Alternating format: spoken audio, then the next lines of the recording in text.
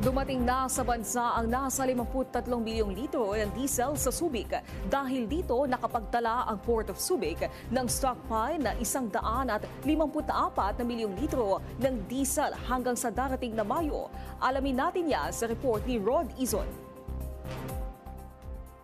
Panibagong 334,000 bariles ng diesel o katumbas ng 53 milyong litro ang dumating sa Subic Bay Freeport. Kinumpirma ni Port of Subic District Collector Arnaldo Saulong na galing ito sa Singapore at magsisilbing dagdag sa buffer stock ng bansa na inangkat ng pamahalaan. Dumating na po sa ating bansa, sa Port of Subic, ang humigit kumulang na 104,655,999,000 liters of fuel po ng diesel. Sa kabuuan po ay 658,213,000 barrels po. Yung pangulang barko po ay dumating noong April 21 at nagsisimula na po ng unloading. May shipment pa na darating sa Mayo na may katumbas na 50 milyong litro. Kinumpirma rin ng Port of Subic na meron silang 154 na milyong litro na stockpile ng langis sa buong buwan ng Mayo.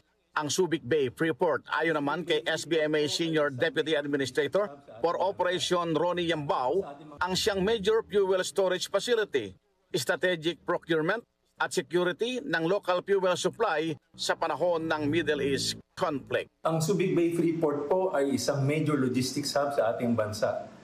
Isa po sa ating mga locators ang Philippine Coastal Storage Pipeline Corporation, kung saan may kapasidad ang kanilang fuel tank farm na 6.3 million barrels. Ang kanilang pier ay pwedeng mag-accommodate ng 2 barko. Mula sa FMR Northern Luzon, ako si Rod Izon ng PRTV News, nagseserbisyo para sa Pilipino.